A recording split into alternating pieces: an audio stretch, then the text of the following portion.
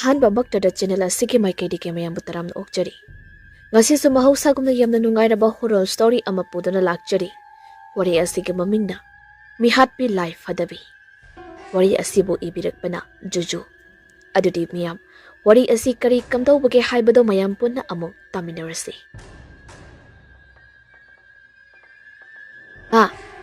ꯑꯁꯝꯅ ꯃꯃꯥ ꯀꯧꯗꯨꯅ ꯖꯣꯅꯤ ꯃꯌꯨꯝꯗ ꯍꯜꯂꯛꯑꯝꯃꯤ. ꯑꯗꯨꯕꯨ ꯃꯥꯅ ꯏꯃꯨꯡ ꯆꯪꯂꯛꯄ ꯃꯇꯝꯗꯗꯤ ꯌꯨꯝ ꯃꯅꯨꯡ ꯑꯗꯨ ꯎꯖꯥꯔ ꯃꯦꯂꯥ ꯁꯥꯔꯝꯂꯤ.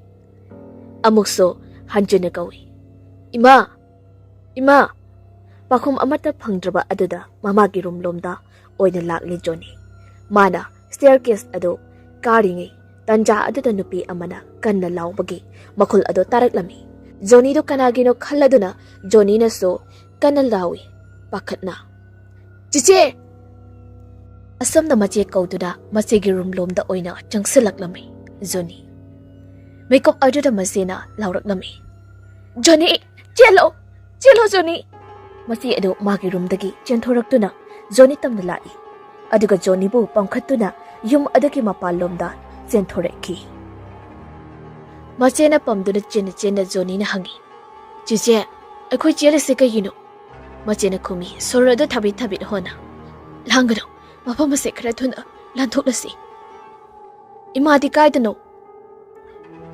"ꯑꯩ ꯍꯣꯔꯦꯟ ꯍꯥꯏꯒꯦ." ꯖꯣꯅꯤ ꯑꯗꯨ ꯃꯇꯨꯡ ꯑꯣꯟꯊꯣꯛꯇꯨꯅ ꯌꯦꯡꯂꯒ ꯍꯥꯏꯔꯛꯂꯝꯃꯤ. "ꯆꯤꯆꯦ, ꯅꯨꯄꯥ ꯈꯔꯅ ꯑꯩꯈꯣꯏ ꯇꯥꯟꯅꯔꯛꯑꯦ." ꯃꯆꯦ ꯑꯗꯨ ꯆꯦꯟꯅ ꯃꯇꯨꯡꯂꯣꯝꯗ ꯌꯦꯡꯉꯤ. ꯑꯗꯨꯒ ꯍꯦꯟꯅ ꯌꯥꯡꯅ ꯆꯤꯡꯈꯠꯂꯤ. ꯑꯁꯨꯝꯅ ꯁꯨꯝ ꯆꯦꯜꯂꯛꯄꯗ ꯑꯃꯟꯕ ꯊꯣꯡ ꯑꯃꯈꯛ ꯊꯦꯡꯅꯔꯤ. ꯑꯩꯈꯣꯏ ꯑꯅꯤꯅ ꯊꯣꯡ ꯑꯗꯨ ꯂꯥꯟꯊꯣꯛꯄ ꯍꯦꯛ ꯍꯧꯔꯛꯄꯗ ꯅꯨꯄꯥꯁꯤꯡ ꯑꯗꯨꯅ ꯅꯣꯡꯃꯩ ꯀꯥꯞꯂꯛꯂꯝꯃꯤ. ꯅꯣꯡꯃꯩ ꯃꯔꯨ ꯑꯃꯅ ꯃꯆꯦ ꯑꯗꯨꯒꯤ ꯅꯥꯡꯒꯜꯗ ꯄꯥꯟꯈꯤ. ꯆꯦꯟꯕ ꯆꯞ ꯂꯦꯞꯈꯤ ꯃꯆꯦ ꯑꯗꯣ. ꯖꯣꯅꯤꯅ ꯀꯛꯅ ꯍꯪꯉꯤ. "ꯆꯤꯆꯦ, ꯆꯤꯆꯦ, ꯆꯦꯟꯕ ꯂꯦꯞꯄꯤ ꯀꯩꯒꯤꯅꯣ?" ꯃꯆꯦ ꯑꯗꯣ ꯁꯣꯟꯊꯥꯡꯅꯅ ꯇꯞꯅ ꯈꯨꯝꯃꯤ. ꯑꯩꯕꯨ ꯉꯥꯛꯄꯤꯌꯨꯀꯣ, ꯆꯤꯆꯦꯒꯤ ꯖꯣꯅꯤ." ꯖꯣꯅꯤꯅ ꯋꯥꯍꯩ ꯑꯃ ꯍꯥꯏꯕ ꯅꯪꯗ꯭ꯔꯤꯉꯩ ꯃꯆꯦ ꯑꯗꯨꯅ ꯖꯣꯅꯤꯕꯨ ꯊꯣꯡ ꯑꯗꯨꯒꯤ ꯃꯈꯥꯗ ꯆꯦꯜꯍꯜꯂꯤ. ꯇꯨꯔꯦꯟ ꯑꯗꯨꯒꯤ ꯑꯊꯦꯟꯕ ꯂꯩꯔꯥꯏ ꯁꯔꯨꯛ ꯑꯗꯨꯗ ꯇꯞꯅ ꯍꯨꯟꯊꯈꯤ. ꯖꯣꯅꯤ ꯃꯆꯦꯕꯨ ꯀꯧꯗꯨꯅ ꯀꯟꯅ ꯂꯥꯎꯏ. ꯃꯤꯀꯨꯞ ꯑꯗꯨꯗ ꯖꯣꯅꯤꯅ ꯑꯔꯣꯏꯕ ꯑꯣꯏꯅ ꯎꯈꯤꯕ ꯁꯛꯇꯝꯗꯤ ꯃꯥꯒꯤ ꯃꯆꯦ ꯑꯗꯨꯅ ꯂꯩꯃꯥꯏꯗ ꯇꯨꯊꯈꯤꯕ ꯑꯗꯨꯅꯤ. ꯆꯍꯤ 15ꯒꯤ ꯃꯇꯨꯡꯅꯤ ꯖꯣꯅꯤ ꯑꯗꯨ ꯃꯥꯒ ꯃꯆꯦꯒꯅ ꯅꯨꯃꯤꯠ ꯑꯗꯨꯗ ꯂꯥꯟꯈꯤꯕ ꯑꯃꯟꯕ ꯊꯣꯡ ꯑꯗꯨꯗ ꯃꯇꯣꯝꯇ ꯂꯥꯜꯂꯛꯂꯝꯃꯤ. ꯊꯣꯡ ꯑꯗꯨꯒꯤ ꯑꯔꯣꯏꯕꯗ ꯑꯆꯧꯕ ꯌꯨꯝ ꯑꯃꯈꯛ ꯊꯦꯡꯅꯩ. ꯖꯣꯅꯤ ꯌꯨꯝ ꯑꯗꯨꯒꯤ ꯃꯅꯨꯡꯗꯨꯗ ꯆꯪꯂꯛꯑꯝꯃꯤ. ꯌꯨꯝ ꯑꯗꯨ ꯎꯐꯨꯜ ꯋꯥꯏꯐꯨꯜ ꯑꯃꯗꯤ ꯃꯤꯔꯥꯡ ꯃꯍꯨꯝ ꯃꯌꯥꯝꯅ ꯄꯤꯛ ꯊꯜꯂꯝꯂꯤ. ꯖꯣꯅꯤꯅ ꯌꯨꯝ ꯑꯗꯨꯒꯤ ꯂꯤꯚꯤꯡ ꯔꯨꯝꯗ ꯆꯪꯂꯛꯄꯗ ꯃꯇꯝꯗ ꯂꯥꯏꯐꯤꯗꯤꯕꯤ ꯑꯃꯈꯛ ꯀꯣꯁꯇꯨꯗ ꯐꯝꯂꯒ ꯂꯩꯔꯝꯃꯤ. ꯂꯥꯏꯐꯤꯗꯤꯕꯤ ꯑꯗꯨꯅ ꯃꯉꯣꯟꯗ ꯌꯦꯡꯂꯛꯄꯒꯨꯝꯅ ꯖꯣꯅꯤꯒꯤ ꯃꯁꯥꯗ ꯐꯥꯎꯍꯜꯂꯤ. ꯖꯣꯅꯤꯅ ꯂꯥꯏꯐꯤꯗꯤꯕꯤ ꯑꯗꯨꯒꯤ ꯃꯁꯥ ꯁꯣꯛꯀꯦ ꯍꯦꯛ ꯇꯧꯕꯒ ꯏꯈꯪ ꯈꯪꯍꯧꯗꯅ ꯂꯥꯏꯐꯤꯗꯤꯕꯤ ꯑꯗꯨ ꯑꯀꯤꯕꯒꯤ ꯁꯛꯇꯝ ꯑꯣꯜꯂꯛꯇꯨꯅ ꯃꯃꯤꯠ ꯑꯔꯤ ꯑꯗꯨ ꯏꯕꯨ ꯉꯥꯡꯁꯤꯜꯂꯛꯏ.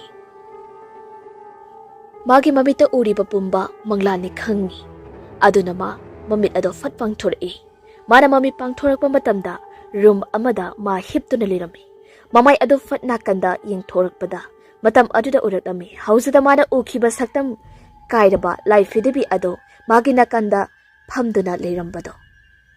ꯖꯣꯅꯤ ꯃꯈꯣꯜ ꯑꯗꯣ ꯍꯧꯅ ꯀꯟꯅ ꯂꯥꯎꯏ. ꯇꯥꯏꯕꯪ ꯐꯥꯎꯅ ꯂꯥꯎꯔꯛꯄ ꯑꯣꯏꯕꯅ ꯖꯣꯅꯤꯒ ꯔꯦꯟ ꯑꯃꯠꯇꯗ ꯂꯩꯃꯤꯟꯅꯕꯤ ꯃꯃꯥꯟꯅꯕꯤ ꯕꯤꯟꯗꯤꯌꯥꯅ ꯃꯥꯕꯨ ꯍꯧꯗꯣꯔꯛꯏ. "ꯖꯣꯅꯤ, ꯖꯣꯅꯤ!" ꯖꯣꯅꯤ ꯄꯨꯛ ꯍꯧꯒꯠꯂꯤ. "ꯑꯍꯥ?" ꯕꯤꯟꯗꯤꯌꯥꯅ ꯍꯪꯉꯤ. "ꯑꯃꯨꯛꯁꯨ ꯃꯉꯛꯅꯩꯔꯣ?" ꯍꯣꯏ ꯍꯥꯏꯕꯒꯨꯝꯅ ꯖꯣꯅꯤ ꯃꯀꯣꯛꯇꯨ ꯅꯣꯝꯃꯤ. ꯑꯗꯨꯒ ꯃꯥꯏꯊꯣꯡꯗ ꯀꯥꯏꯔꯛꯂꯤꯕ ꯍꯨꯃꯥꯡ ꯑꯗꯨ ꯃꯈꯨꯠ ꯅꯥꯝꯃꯅ ꯇꯩꯊꯣꯔꯛꯏ. ꯍꯞꯇꯥ ꯑꯃꯒꯤ ꯃꯅꯨꯡꯗ ꯅꯨꯃꯤꯠ ꯑꯃꯗꯤ ꯖꯦꯅꯤ ꯑꯁꯨꯝꯅ ꯑꯗꯨꯃꯛ ꯃꯉꯛꯅꯩ. ꯃꯥꯒꯤꯁꯤ ꯐꯔꯤꯔ ꯐꯠꯇ꯭ꯔꯤꯔ ꯈꯪꯗꯦ. ꯑꯗꯨꯕꯨ ꯑꯉꯥꯡ ꯑꯣꯏꯔꯤꯉꯩꯗꯒꯤ ꯍꯧꯔꯛꯂꯕ ꯑꯣꯏꯕꯅ ꯃꯥ ꯀꯔꯤꯁꯨ ꯍꯦꯟꯅꯗꯤ ꯈꯟꯖꯤꯜꯂꯨꯗꯦ. ꯖꯦꯅꯤꯒ ꯕꯤꯗ꯭ꯌꯥꯒꯗꯨ ꯃꯈꯣꯏ ꯀꯣꯂꯦꯖꯀꯤ ꯅꯣꯇꯤꯁ ꯕꯣꯔꯗ ꯑꯃ ꯊꯦꯠꯂꯤꯕ ꯑꯗꯨꯒꯤ ꯃꯅꯥꯛꯇ ꯂꯥꯛꯇꯨꯅ ꯑꯅꯧꯕ ꯅꯣꯇꯤꯁ ꯑꯃ ꯊꯦꯠꯂꯤꯕ ꯑꯗꯨ ꯄꯥꯏ. ꯃꯈꯣꯏꯒꯤ 3rd ꯁꯦꯃꯤꯁꯇꯔꯒꯤ ꯑꯦꯛꯖꯥꯝ ꯔꯤꯖꯟ ꯑꯥꯎꯠ ꯑꯣꯏꯕꯗ ꯁꯕꯖꯦꯛ ꯈꯨꯗꯤꯡꯒꯤ ꯃꯥꯔꯛ ꯈ꯭ꯋꯥꯏꯗꯒꯤ ꯋꯥꯡꯅ ꯐꯪꯕ ꯃꯍꯩꯔꯣꯏ ꯑꯗꯨꯗ ꯁꯝꯃꯔ ꯚꯦꯀꯦꯁꯟ ꯃꯅꯨꯡꯗ ꯚꯤꯜꯂꯥ ꯑꯃ ꯂꯩꯅꯕꯒꯤ ꯈꯨꯗꯣꯡꯆꯥꯕ ꯄꯤꯒꯅꯤ ꯍꯥꯏꯅ ꯅꯣꯇꯤꯁ ꯑꯗꯨꯗ ꯄꯜꯂꯤ. Bidiana haireklami. As, sigumba chance ama pini khanglamlabadi. Nahana lairik mayam ama paramdawni. Zenina amuk khomi. Aina lairi pao haibadadi yadine. Bidiana amuk haireklami. Phana parastune. As ma wangba sunga mehenga maroidaba mini aidi. Semester khudingi nangna mak iwang bani. Handaksu nangni iwang dong mali. Mak wangdradi scholarship to moine ngonda pirak loidoine. Scholarship ki paisa phangdradi aidi kamaina lairik tamni. Asamna wari sanaduna makoi animak to classroom tamna laklammi. Numit aduki college lakpada Zeni matonda halaklami. Bidyadi makoigi mamanabi amagi thabak chapminarurani haiduna chatkri. Mana lairiba rent atugi lairaktuda matomda sum chaklaklami Zeni. Mana asumna laklingai lairak adugi nakandagi angang nupi macha amakhakna mangonda munna yinglaklami. Angang adu mana hana masak khangba angang oina tawi. Zeni so angang adugi manak tamna changsili. Adabu manak yawudringai magi phone da call ama laksile. Jenny phone ado lauthor e. Company gi call oirambadada call ado reject tawtuna angak ado da yenglakpa matamda angang ado de leiramdri. Jenny ngakchana na magi akoi baduda mamai ado hut laiduna yengli. Kanasu leiba udi mama tomtani leirik ado da chatliba. Adubu mana phat leimaida yengtharakpa matamda udi. LAIPHADIBI amakhak taduna leiriba ado. Jenny LAIPHADIBI ado khungkatli masak yamna fajaba LAIPHADIBI ni.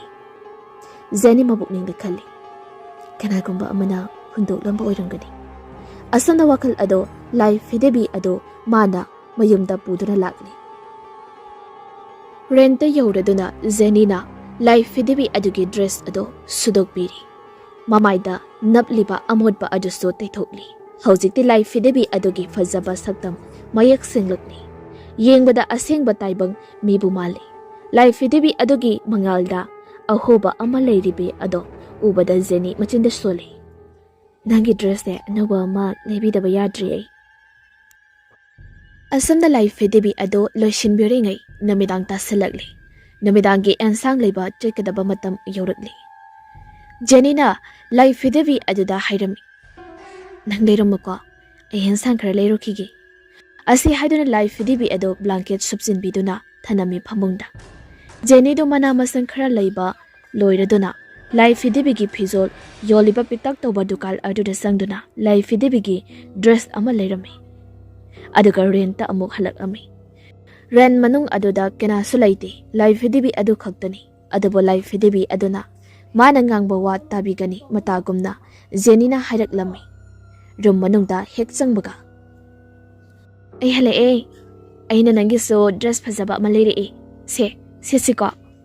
Asam na haiduna LAIPHADIBI adubo dress anawba mahongtok biri. Hana fajariba adudagi amuka hena faja thokri. LAIPHADIBI aduda yengduna Jenny na makhataraklami. Nangse aina kay ming kausiga. Yaiphabi haina kausira. LAIPHADIBI ado haraubagi mabit ado lang thoropagumna Jenny ge mabukningda fawali.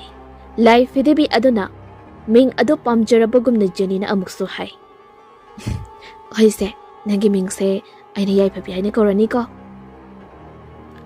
Third semester ge result out oiri Jenny na mark khwaidagi wangna phangli. Aduna summer vacation manungda bilada satkadaba satri ado Jenny ni haida lauthukli. Monday numiki pung nipan chup sana babo ben amana lawbalakari haina principal aduna hairakli. Aduna Jenny ado ngasi numidang asida dress ado pick tawri. Nungdang du bindya makoi ani punna summer vacation gi dress pick tawrami. Bidya susuti manungdu magi asengba mayumduda chatlugaduini. Jenny na magi LAIPHADIBI adubu big manungda hapsin bodo uiraga bindya na hanglaklami. Nang LAIPHADIBI se pudoiro? Pubiragi. Nangi LAIPHADIBI se masak phajebo. Yengbadadi kibamdi phawi. Nangni kaigi kiriba? Khangde. Ahingba thawai panba posakaya mali. Asamna wari sanaduna packing ado toba loishili. Ayuk pung nipan chapsana ben ama Jenny bulawbala Jenny na geta ngaiduna lairiba adu ubada ben driver aduna hairak-lami. Ibema, aigi ming Zotin kawi, nang bulaw balak pa di. Jenny na kumbi, hoy dada, dyan na napatawrasi. Asi hay na Jenny na bengi, thong ado hangdok pa matanda, nupi aniga nupa aniga so, ben manong datong doon yawrami. Jenny ben ado da kakatle adoga, Zotin na ben ado thawba hawri. Garit thaw na Zotin na hairak-lami. Nakoy intro tawno dana, sakhang na ba?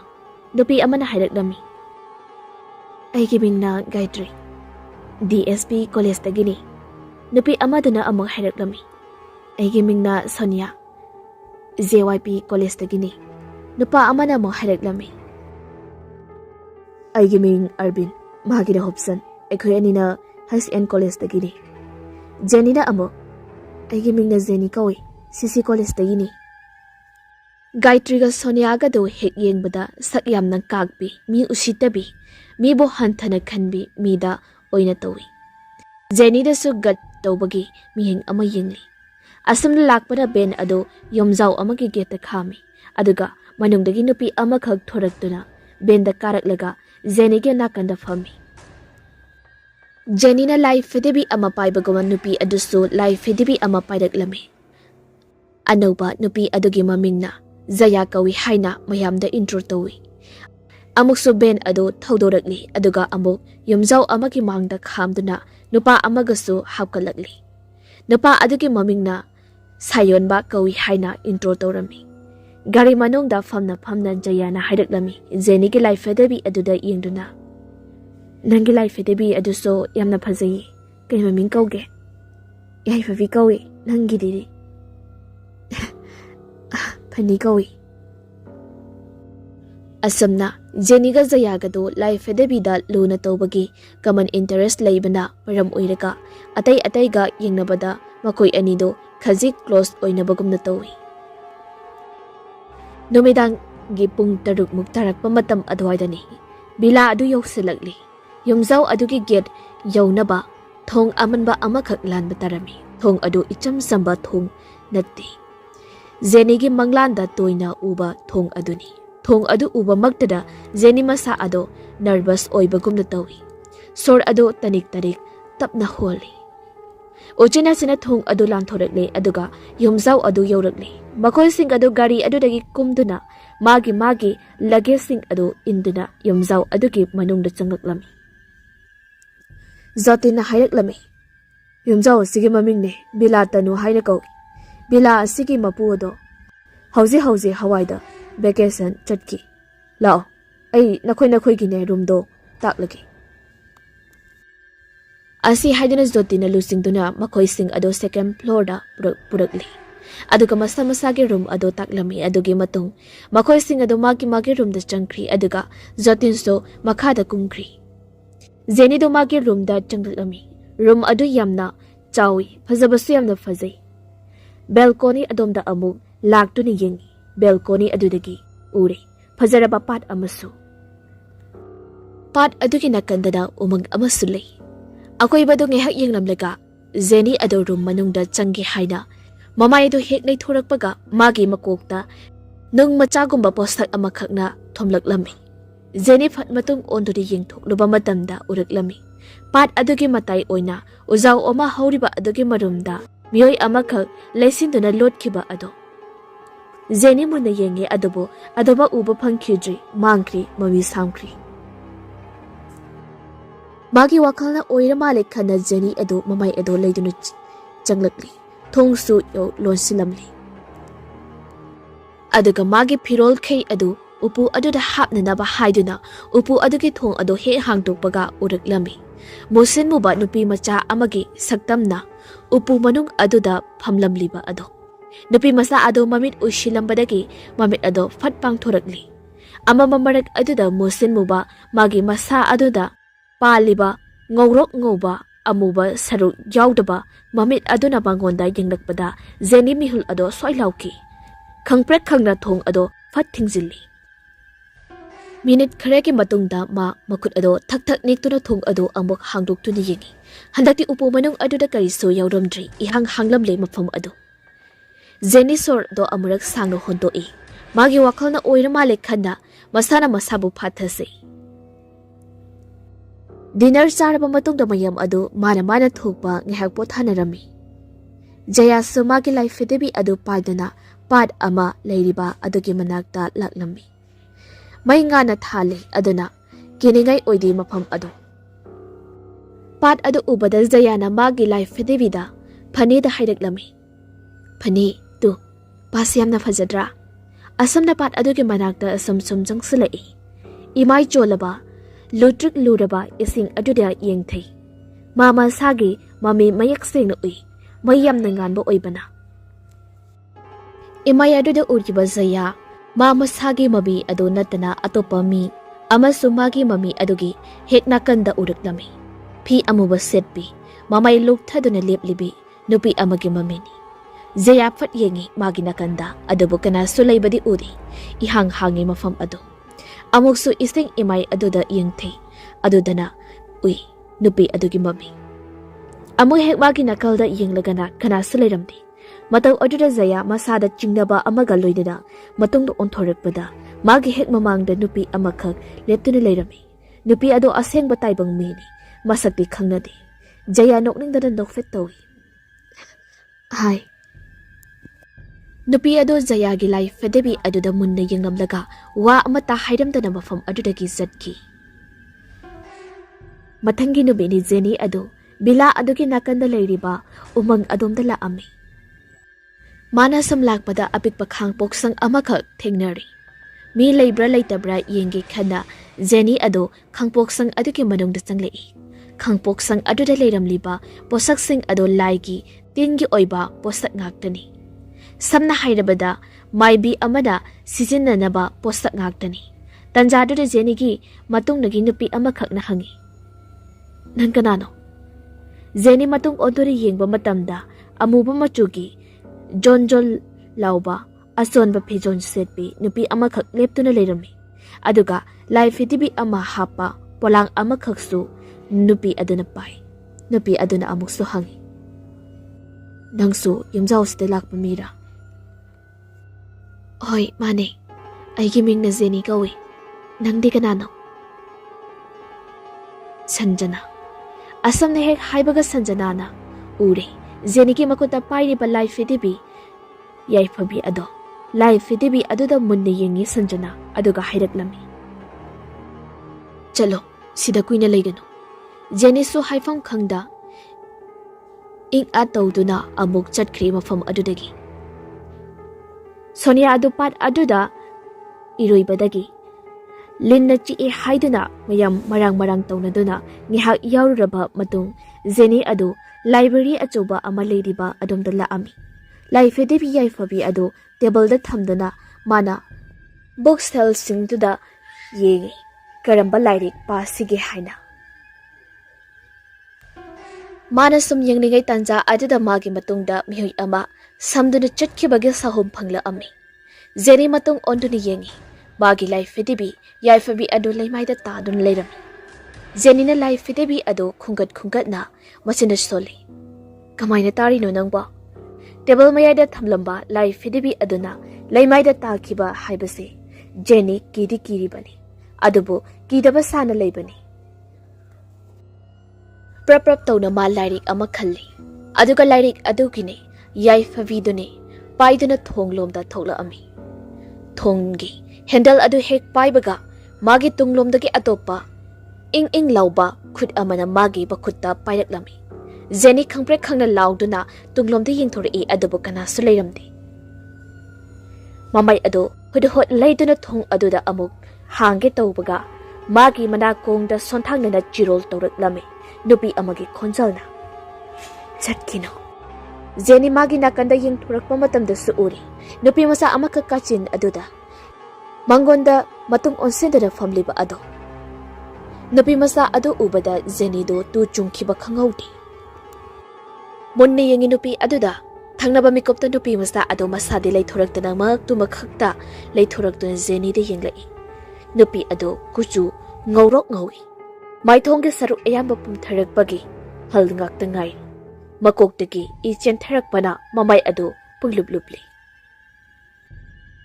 Tharak yaliba, segairaba, makhyat ado, Kathok-tuna nupi masa aduna Jenny da nokshilai. Thangnaba mikupta nupi masa ado haugalak-tuna Jenny tamna chongsilaki. Tanja ado magtadani room aduki may ado footmut kibado. Jenny kana lawi adobo khonjal thokpa ngamlamti. Magi makhong adudasu pictru pikpa khut amana paisilai. Khut ado kanthoknanaba haiduna Jenny makhong ado phan chongli. Kona thangda khut ado thadokli. Tanja aduda room adogi maiso fatlagli. May hek ngalagpaga Jenny na uri nupi masa adogi phibam kairaba saktam aduna maya ihi-higat na magi mangda leplamba ado. Jenny mamit ado chejet ushili. LAIPHADIBI YAIPHADIBI so mathada chena koli. Thangnaba mikupta laymaida pop lawwa tabagi makhol ama taraklami maduda Jenny ado yengthai. Uri angangwa ina laymaida wahay khara iramlibado. Asam irami.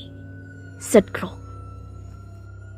Jenny gim nakong dudasu singjay yayna tari nupi amagi khonjal na sonthang na hairakbado. Chatkro. Madudagi masor ado tanik honduna thong ado fat hangduklaga library adudagi khonglei thuna thoraklami. Magi room da hek changlakpaga ngasai khut amana pairakkhibagi magi makhut aduda yengi. Ngangli tongna makhut amagi dag ama tarami. Madudagi ma ising bottle ama laududa dag tariba ado samthokna na bhonei adubu ko usunga yaramni. Tanja aduda magi room aduda kokok haina thilaklami. Jenny na kawi. Kanano? Mapandagi Zayana khumi. Chakloire charsila o. Jenny su thong adom lomda onduda khumi. Kumtharak lagi. Asi haiduna magi dag takiba makhut aduda phat amuk yeng thaba matamda. Dagfam ado amuk taramdri. Jenny ngakna pakat na soli. Kaino, ngasi ngon thokliba thokdok singsiba. Sak toklaba matong ni Zayadi pad aduna. Mabo khulam toina kobugumna pad adugi manakta leirami. Magi LAIPHADIBI aduda Zayana hai. Phani aisi pad asidadi kumningi. Ado Sonia da line chikpa adugumna aingonda chiklai kadraki zai. Asi haiduna Zayana pad mapan aduda famthai. Aduga ising ado makutuna luptuna sum sanai. Khanghawdana bigopta Zayagi ising sanariba makut ado ising manungdagi khut amana tap phaki aduge ising manungda chingthaki. Numidang taraklaba fawba Jaya udraba aduda Jenny, Jotin amadi sayonba makhoi ahum ado Jaya thirami. Atai makhoi mari amadi magi roomda changna khradongna thawa sadi. Kona thangda Jaya ado pat mapan aduda taduna leiramba ado thengnari. Magi hekna kandana magi LAIPHADIBI phani ado taduna leri. Jayabu makhoi ahum sangna bagi roomda pusin khiduna magi phamungda hifali aduga phanina Jayabu dress hongdok piduna hairaklami. Nupa ani edugi room adudagi thokri. Phanina Jayabu dress hongdok piyo hairamlaga nupa ani dudi room adudagi thokri. Jenny su Jayagi dress ado hapa upu adomda laktuna masana setkadaba dress ado lauthorakli aduga mamai leiduna Jaya lomda yenglakpa matamda nupi masa amakhak Jayagi nakanda leptuna Jayada munna yengduna leirami. Nupi masa ado amuba ngakta oiba achonba phizol ama setli. Nupi macha aduna Jenny domda hek yengthorakpa tanja chapsana na room adogi maiso fatmutki. Jenny masado kibana thak nikli laubu phawba ngamdre khonjal amata thokdri. Ama mamarak aduda ma thong lomda laktuna thong adu hangge hek tawbaga kanagumba miyoi amana mabu laktuna chingsilaga upu manungda namsinki. Jenny karino tawriba ase gyan manglingai upu adusu mapandagi solon sinki. Upu thong adu kana manungdagi thinduna Jenny na lawi. Aibu kanbiyo. Aibu mukta kanbiyo. Jenny gi khonjal adu wari sayon bana tari prap tawnama Jayagi room adomda lakli adubu thong adu manungdagi lolamli. Sayon bana thong adu thinduna lawi. Jenny nang kaida lege. Sayonbagi khonjal ado Jenny na sutai. Aduda so natana miyoy amana murum sonbagi sonthang na ba khonjal su Jenny gi nakung tai. Jenny su upu manung dudagi laura e. Ay upu manung da lady. Murum sonba khonjal ado second khra tarambadagi japle khri. Tanja aduda sayonba na su room aduki thong ado hangdurakli aduga room aduki maisu ngalakli. Sayonba room ado sinba thong ni yengi. Jingnaningai oiba saktam amata udi amuksu kawi. Jenny, kaida lege? Upu manung dagi Jenny na kumi. Upu manung da. Sayon mana upu ado fat hangdokli. Jenny ado upu manung dagi kuchu kumet imak maksin humag anapikana thorakli.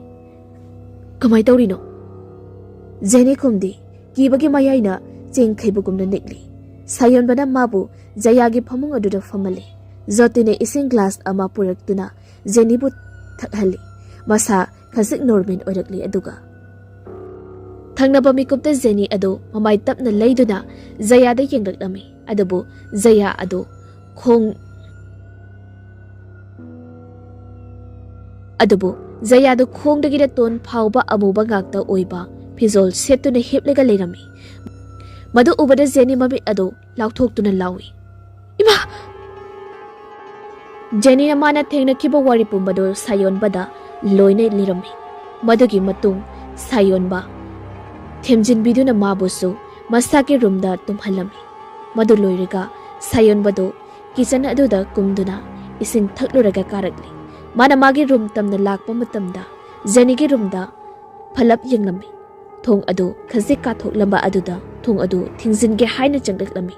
Room manung da hairap yenglubada Jenny na tumliba nakan oina karigumba posak ama lengbugumna tawriba ado sayon bana uhori. Sayon ba room manung aduda sangduna Jenny na tumliba aduki nakan da yengi adubu jingnaningai oiba karisu udi. LAIPHADIBI adu khakti Jenny ki nakan da leiri. Madugi matung sayon ba room adudagi thokri mani hek thokhi baga LAIPHADIBI yaifabi aduki makut adu tapna lengba haurai. Thangnaba mikopta sayon bana thingjelamba thong adu makhol hauna hangdorai masa matomta aduga mi amana chatpagi gorok haiba khongthang makhol adu so taraklami. Makhol adu are akham leitana asum tarakpa aduda Jenny mikap thoraklabi. Mana mamit uiri pangthorakpa matamda magi phamung nakanda miyoy amakat hangat handa chattuna leiribada ui. Jenny tapna hawgalaktuna kawi. Zaya, tumaya drobana. Adubu miyoy adu satpa sunglep lepti. Mana chatpagi khongthang makhol adu susumta silaklabadi akiba phaurak ami. Jenny hantakti khara serious oina hangi. Zaya, nupi adu chatlambadagi chap lepki mataw aduda munna yengi Jenny. Jenny makhataraklami. Kaidawrage na hangar handa sum chatlido. Nupi adu masa pumba chingsinbagumna thak ni. Aduga masagi makuttana masa adu konshinje.